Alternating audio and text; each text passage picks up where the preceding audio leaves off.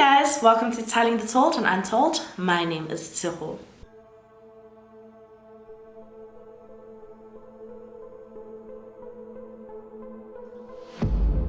For today's case, we're going to be talking about the infamous Sugarcane serial killer. There aren't any content warnings that I could find, and also there aren't many pictures about this case, so I'm so sorry about that. In early September 2007, a sugarcane cutter was working in the sugarcane fields in Shayamoya, KwaZulu-Natal, when he noticed that there was a terrible smell in the air. He started looking for the source, and this is when he came across a body. He immediately called police, and they too arrived on the scene, and then they started packing up the body, and as they were about to take it away, other police officers and sugarcane cutters were just walking through the fields when they started smelling the same terrible smell that the sugarcane cutter had smelled a couple of hours earlier. They then started looking for where this smell was coming from, and about 50 meters away from the first body, they found a second body. Both bodies belonged to women, and police officers believed that they both had been strangled. The two bodies were then taken to the mortuary, and then the next day, a young girl was on her way to church when she saw that there was a dog walking in her neighbor's yard, and this yard was relatively close to where the two bodies had been found in the sugarcane fields the day before. She was looking at this dog, and she noticed that this dog had a human skull in its mouth. Immediately, police officers were called, and they were so scared because they knew that there was possibly a third body lying in the sugarcane fields belonging to this human skull that this dog had in its mouth. They then started searching the area more thoroughly, and the SAPS dog unit was called in, and then on the 11th of September 2007, they found a headless body belonging to a woman in relatively the same area as where the other two bodies had been found. With the body count up to 3, investigators knew that they were in for a long ride because Shayamoya was a very small, peaceful township that didn't have high crime rates. So the fact that they found not just one body, but 3 bodies in the sugarcane fields where only sugarcane cutters were permitted made it extremely scary. One of the first things they wanted to do was identify the bodies of the women. What made it a bit more challenging was the elements. So rain, wind, sunlight. KwaZulu-Natal is also extremely humid, and this made it more challenging because certain evidence could have been degraded, such as DNA evidence. But what somewhat made it a bit easier was the fact that the bodies had been found with personal belongings belonging to the victims, such as like wallets, CVs, and identity documents. Obviously, they didn't know for sure if the items they had found belonged to the victims, so what they had to do was see who these items belonged to, see if they had been reported missing, get in contact with their family members, and then find a parent and do a DNA comparison with the skeletal remains and the parents, and then be able to positively identify the bodies that they had found. A task team was also formed, and experts were called in to try and solve this case as quickly as possible, but there was such a huge elephant in the room, and everyone just had the same question. Everyone wondered if there was a serial killer, and if there was a serial killer, they knew that there were more bodies lying in the sugarcane fields yet to be discovered. One of the first victims who was identified was 35-year-old Nombali Ngobo from the Inanda area. I'm so sorry if I didn't pronounce her surname properly. I can't click my tongue. But Nombali was working in a local grocery store, and she was happy that she was able to provide for herself and her family, but she wasn't happy in the situation that she was in. She wanted a better job that paid more so that she'd be able to provide for her family even more than she was currently providing for them. So one day, an unidentified man walked into the local grocery store, and he was very charming, he was alluring, and Nombali fell for like his advances, and the two of them started chatting, and Nombali told him about just her thoughts and feelings about where she was working, how she wanted a better job, and this man told her that he had a job opportunity for her at the Nestle factory in Umzinto. He told her that the job was a sure thing, as well as accommodation. All she needed to do was give him rent up front for the first month, and that was it. And she had no reason not to trust this man. He was very like well spoken, he was dressed well, you know, she thought that he had a real proper job just by the way he spoke, dressed, you know, like she didn't feel weird about it or anything like that. She was so excited that she was going to have a well-paying job, and she went home, she told her friends and family, but they were a bit skeptical. One of Nombali's friends did believe her, and her name was Dudu Nteta, and she was also looking for a job, so she decided that she was going to go with Nombali to Umzinto so the two of them could both have this job opportunity at the Nestle factory. So they got into the taxi and they went all the way to Umzinto, and Umzinto is relatively close to Shayamoya.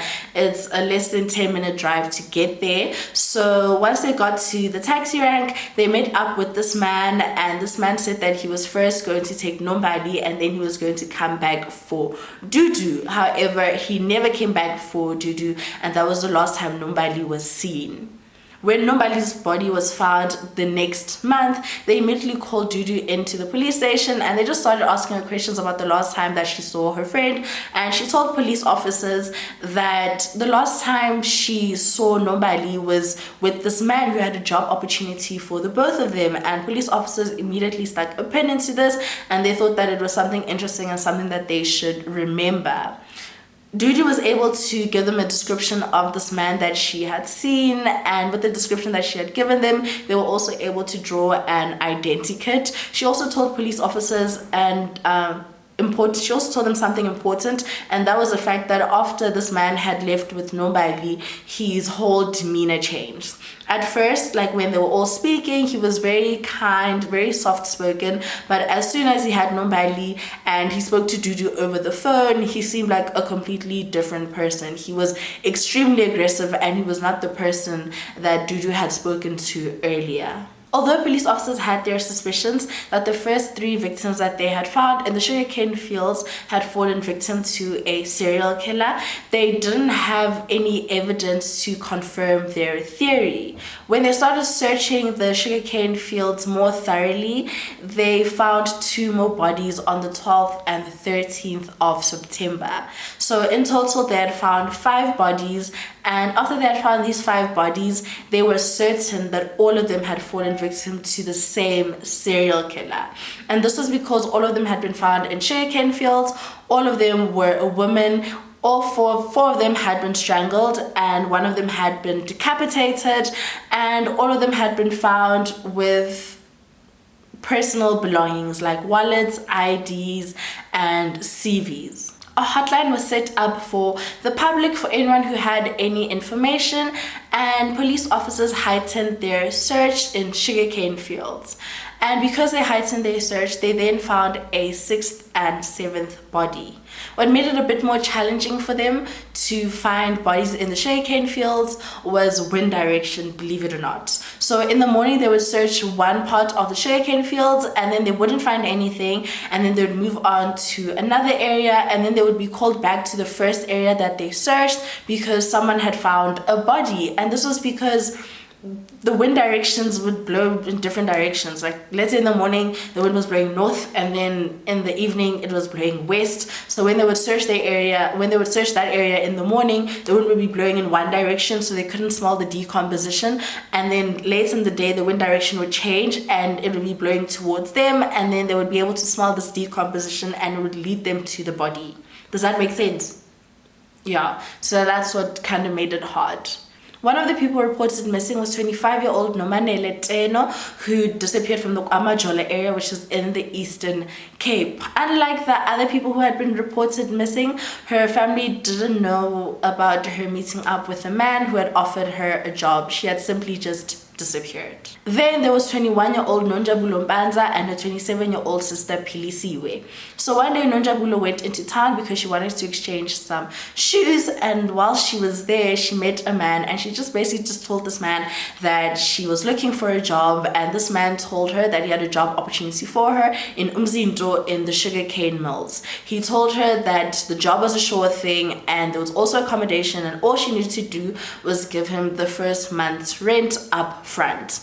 Nonjabulo immediately went home. She told her mom, her friends, her family that she had this job opportunity from this man who seemed very nice and it was a sure thing. And her mom was extremely skeptical. She didn't think it was a sure thing. She didn't trust it. But her other daughter, Philisiwe, also wanted a job, so she thought it would be a good idea if she also went with Nonjabulo to Umzinto to the job opportunity that this man had. Now that her two daughters wanted to go to Umzinto and they had this job opportunity, they just needed the first month's rent.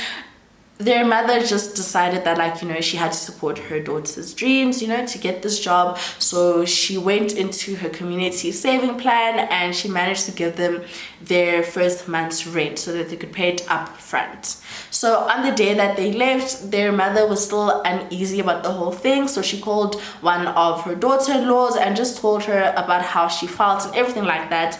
And then her daughter-in-law called Philisiwe and Nonjabulo. Both of them had their phones on them on the day that they left to Umzinto, and their sister-in-law basically just asked them where they were, how they got there, if they were safe. And the two girls said that they had met the man in Durban, and all three of them had gotten into the same taxi and driven down to Umzinto, and they were at the taxi rank, and the man had gotten out of the taxi and he had left them behind, and he said that he was going to come back just now. He was just going to go get a car, and then they would all get into the car, and then he would drive them to the sugarcane mills where they were going to work. So they were just waiting for him, but they sounded fine. They weren't panicked, and they said that everything was okay. I'm not too sure if it was the girl's mother or their sister-in-law, but between the two of them, someone suggested that they should send them the number of the man who had offered them this job, just in case they couldn't be able to get a hold of the two girls. They would be able to get in contact with this man. So then they dropped the phone, and then they were waiting and waiting for this phone number, and it seemed as like the girls weren't sending it. 10 minutes went by and they thought it was a bit weird, but they still waited. They waited, and then another 10 minutes went by, and this is when they tried to call the girls again, but both of their phones were off. And that was the last time they ever heard from Philisiwe and Nonjabulo. On the 18th of July 2007, 25-year-old Makhosi Mgobozi disappeared from the Isipingo area, and her sister reported her missing. Not too long after her sister reported her missing, she received a phone call from someone using her sister's cell phone, or maybe using her sister's SIM card, but just in a different phone, but it was her sister's number. She answered this phone call, and a man immediately started speaking to her and told her that he wanted to have sex with her, and immediately Makhosi's sister dropped the phone, and she was just like really scared, and she reported it to police and just told them that, listen, someone is using my missing sister's number or cell phone. After this person called her again and told her that if she wanted to see her sister again, she should go to the local mortuary because that's where she will find her sister. And immediately Makhosi's sister was so scared, she was so worried, and she started going to mortuaries trying to look for her sister. She would comb through all the drawers that had deceased persons, trying to see if her sister was in one of them, and every time she went looking, she wouldn't find her sister. Although she was happy she didn't find her sister, she was still really scared because she didn't know where her sister was. Then one Friday, she received a phone call from one of the inspectors at the Umzinto police station, and they asked her to describe what her sister was wearing the last time that she had seen her, the day that she had disappeared. So she told them exactly what her sister was last seen wearing, and then she also mentioned that her sister had her ID on her. Police officer said okay, and then they dropped the phone, and then not too long after that they called her again, and they told her that they had found her sister's ID and that they had also found her sister, but unfortunately she was no more. Police spent 2 to 3 weeks searching the sugarcane fields, and some days they would find bodies and other days they would find nothing. What made it also a bit harder for them to find bodies or find missing women was the fact that the bodies that were found in the sugarcane fields were not women from Shayamoya. It seemed as though Shayamoya or the Shayamoya sugarcane fields were just a dumping site, and the women were coming from all over the province. What made it even worse was the fact that harvest season was coming up soon, and during harvest season they would burn the sugarcane fields. So now police officers had a time frame to which they could find more bodies lying in the sugarcane fields. And to make it even worse, they did find more bodies. They found 2 more bodies lying in the Umzinto sugarcane fields, making the amount of bodies they had found in sugarcane fields 9. On the 14th of September 2007, Nuxolo Mbanda left with the man who had promised her a job, and she was never seen again. Mbanda had been approached by a random man who had a job opportunity for her, and she was really excited because she had been looking for a job, and she immediately told her boyfriend Bongani. And her boyfriend was a bit skeptical because what are the chances of a man like approaching her and just offering her a job? Like the other girls, this man also said that the job was a sure thing and all she had to do was give him rent up front. But because Mbanda's boyfriend was very skeptical, he wanted to meet with this man. So there was one Monday where he decided he was not going to go to work, and he wanted this man to come over so that he could like have a conversation with him and just make sure that this man was serious about the job opportunity and he wasn't doing anything like strange or trying to get Mbanda and like just disappear with her. So Mbanda's boyfriend met up with this man and they sat down, they spoke together. I'm not too sure if they met just that one time or they met more times, but I think they had met maybe like twice because there was another time they went to the meat market together. So when he met this man, he says that this man was very sure of himself. Like he was not the man that he now knows him to be. When they spoke, this man was very confident. He looked at Bongani in the eyes. He didn't shy away. He was very sure of himself, very sure of his story. So Bongani trusted him and he didn't think that this man was going to do anything. So on the day that Mbanda was supposed to leave with this man to Mzinto for the job, they were in the taxi, they were on their way to Mzinto when Mbanda said that she had forgotten her rent money that she has to pay up front.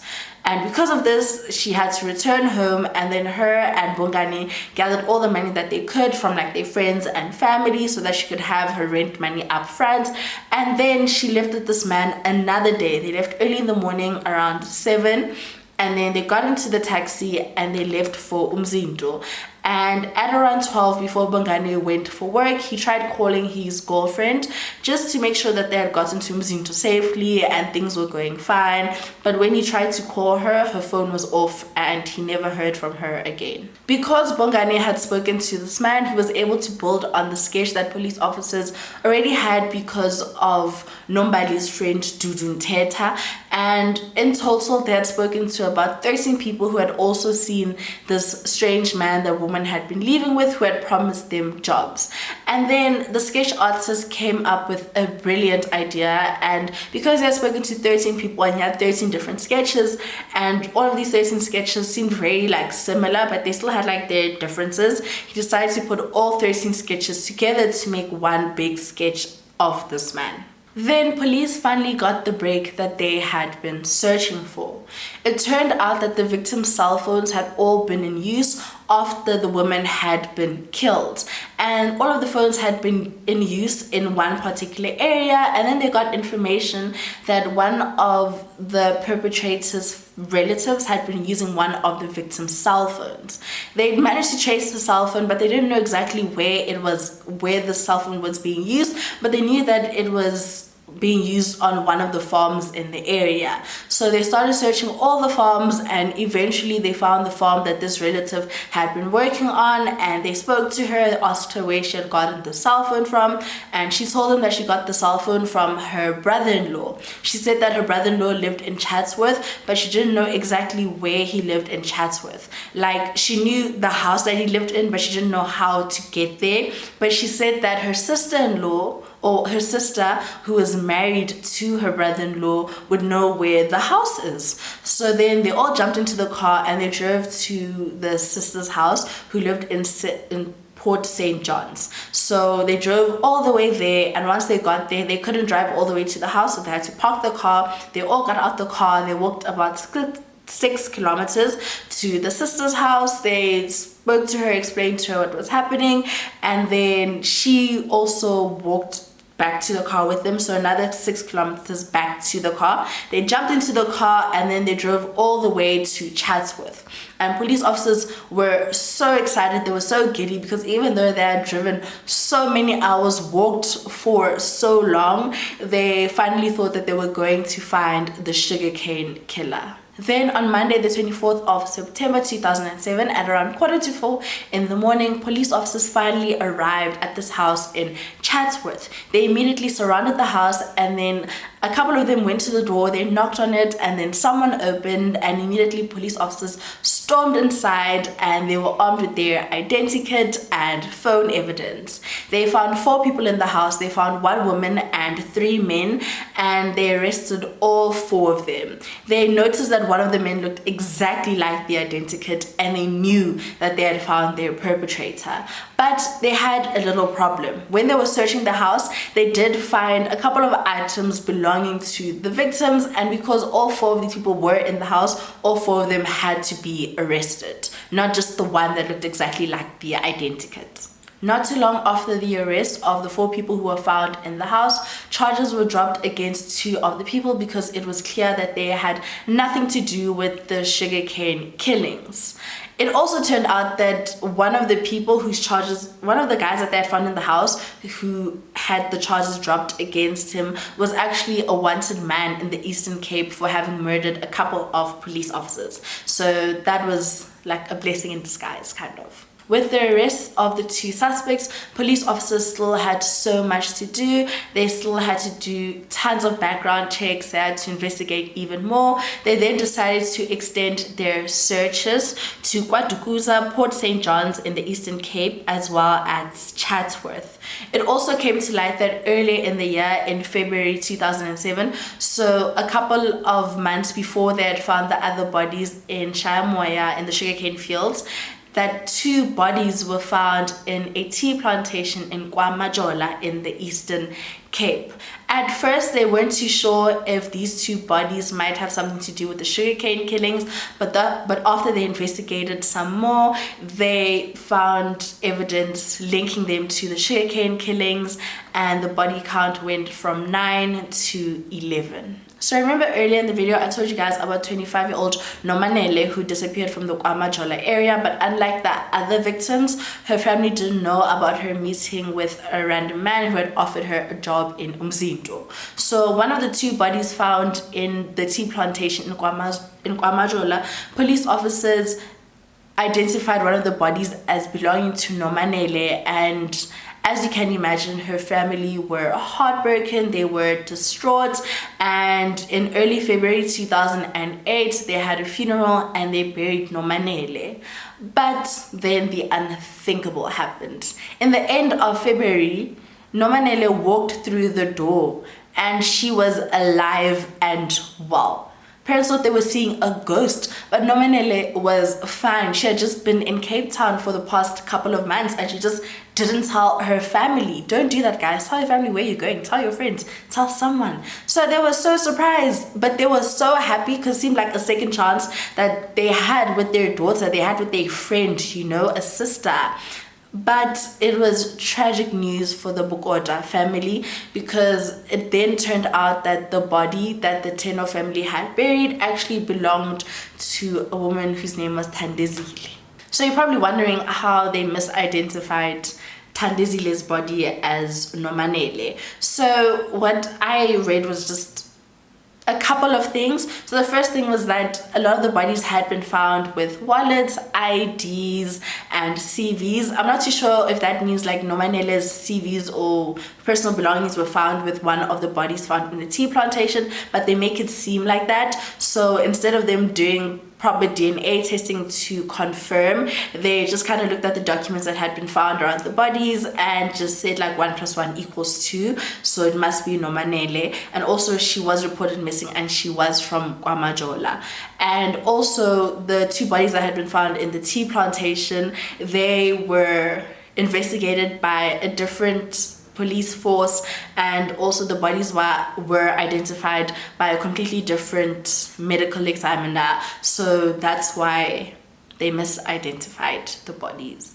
But yeah, at least Nomanele walked in, you know. The first 2 times the suspects appeared in court, police officers made sure that their identities were not revealed in the media, and this was because they were still running identity parades and they didn't want the eyewitnesses' judgments to be swayed. But then finally, the 3rd time they appeared in court, their identities were finally revealed, and the 2 suspects were Thozamile Taki and his girlfriend Tlengiwe Nene. Thozamile was the main suspect and his girlfriend was charged as an accomplice to the robberies on the premise that some account cards belonging to the victims had been found in her purse. So let me tell you about Thozamile. There isn't much information about who he is and his upbringing, so I'm just going to tell you what information I could find. Thozamile was born on the 1st of January 1971 in a small town called Maqibi in KwaMajola in the Eastern Cape, and he was the oldest of 4 children. He didn't complete his schooling. He dropped out when he was in grade 4, and when Thozamile was around 18 years old, his father decided to leave the family. He left his wife and his 4 children, and he was never seen again. Around the same time, Thozamile's mother fell extremely ill, and Thozamile had to become the head of the household. He had to take care of his mother as well as his siblings. Somehow he managed to always put food on the table, whether that was through legitimate jobs or through his criminal activities. He still made sure that he always put food on the table. When news came out that Thozamile was the Sugarcane serial killer, people that knew him and people from his community were extremely shocked and surprised, and they couldn't believe that Thozamile was capable of such violent acts against women. And this was because Thozamile was described as someone who was very kind, he was very caring, he was very soft-spoken, and they just didn't think that he was capable of doing such inhumane acts. At some point, Thozamile's mother did pass away, and that was probably a relief for Thozamile because it said that growing up, his mother didn't treat him well. She was rude, demeaning, and she would constantly physically assault him. Sometimes he would spend time with women, and he says that if he spent too much time with them, they would start reminding him of his mother, and then he would have to kill him. So in a nutshell, he basically just had mommy issues, and that's why he would kill women. Court proceedings continued on for over a year, and not too long after Thozamile was arrested, he wanted to see one of the investigating officers, and this was because he had a list of all the victims' names and exactly where they could be found. When police officers went through their dockets and what Thozamile had written down where they could find the bodies, it was an exact match. He knew exactly where he had left them in the sugarcane fields. And what made it even worse was that Thozamile had written down 2 names of victims that police officers didn't even know were connected to the sugarcane killings, and police officers hadn't even found their bodies. So because of Thozamile, they managed to find 2 more bodies, and the total body count was 13. After a series of postponements, Thozamile and Tlengiwe finally had their day in court on the 30th of July 2009. Thozamile was charged with 13 counts of murder and 13 counts of aggravated robbery, and he pleaded not guilty. Tlengiwe was charged as an accessory after the fact, and she also pleaded not guilty, and even though the 2 of them had the same trial, they had separate defense counsels. There were over 100 witnesses who took the stand, and it also came out that 5 people had identified Thozamile during an identity parade, and during this identity parade they would always switch Thozamile's position, but almost always he was picked out of this lineup almost instantly. some of the two people that had taken the stand were one of his ex-girlfriends and her friend, and they told the courts that Thozamile had promised them jobs, and once they met up with him, he took their money, he took their belongings, and he fled. Also, some of the witnesses who would take the stand and would speak to both the judge and the court would be crying and would just be telling or like answering questions that the defense had for them, and as they were speaking, Thozamile would look at them and he would just laugh. Like, he would just laugh at them, and yeah, he was not remorseful at all. Apart from eyewitnesses, police officers also had cell phone evidence. So family members were able to give police officers cell phone numbers of their family members or IME numbers, and they were able to get evidence that Thozamile had been in contact with all 13 victims. Like, he has spoken to every single one of them. So yeah. Then on the 14th of September 2007, there was a trial within a trial. So basically, Thozamile took the stand and he told the judge that he had been physically assaulted by police officers, and he had not written the names of the victims on his own accord, and he didn't know where to find them. He had basically just written it down because he was physically assaulted by these police officers.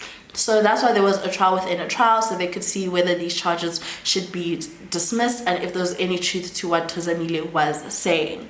The judge called one of the sergeants up on the stand and basically just told him to tell him what had happened in terms of Thozamile writing down the victims' names.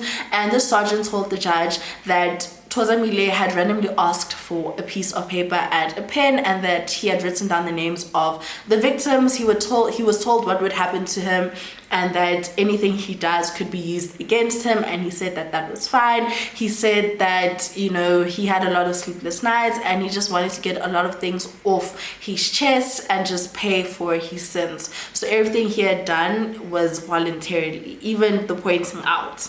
And it also turned out that before he would go for his pointing out, he would be seen by a district surgeon who would go over his body and note down any injuries that he had, and then he would go for his pointing out, and then when he would come back, he would go to the same district surgeon, and again they would go over his body and just take note of any injuries he had and take note if he had any new ones or anything like that. And then once he got to the prison, he would be seen by one of the, I think, wardens before he was taken to his cell, so that they could also take note of any injuries on his body and see if there were any new ones or anything like that. And this was a formality with all of the prisoners, and this was because police officers had been had been accused of assaulting prisoners before in the past. So this was just something that they had come up with just to make sure that if they had been assaulted by police officers, there was evidence to indicate that. Then they also said that police officers hadn't found two of the victims that Thozamile had written on this piece of paper, and they didn't even know that they were part of the victim count. They thought that there were only 11 bodies, and Thozamile had led them to 2 more bodies, and these 2 bodies were also in the sugarcane fields.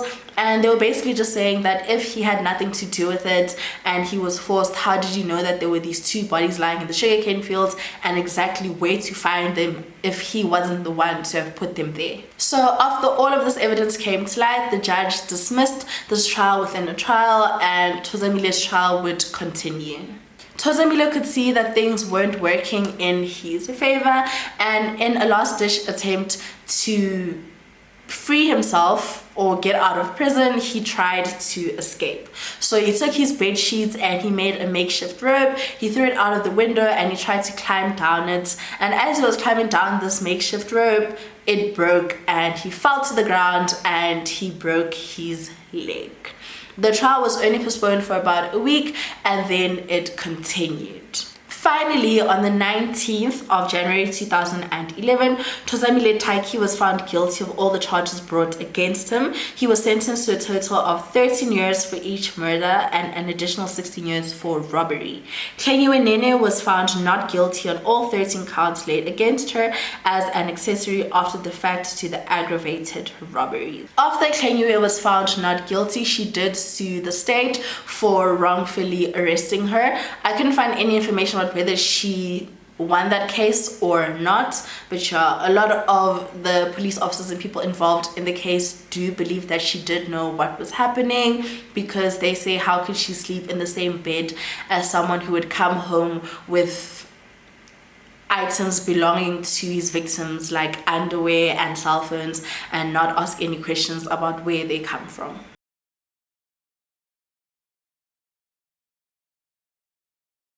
And that's it for today's case. This case reminds me of when there were several bodies found in the sugarcane fields in KwaZulu-Natal. I think it was about 2 years ago, and I don't know whatever happened to that. I don't know if police officers found the killer or killers, but yeah, it really reminds me of that and how easy it is for killers to just dispose of bodies in sugarcane fields, and how there could be more bodies lying there, but because of harvesting season, sometimes they just burn them, and you know, we'll never really know what's out there. But yeah, that's all I have for you for today's case. Please let me know what you think. Please let me know your comments, thoughts, opinions. I'm always so excited, or I'm so interested to hear what you guys think. And yeah, I'll see you next time. Please don't forget to like, subscribe, comment. Bye.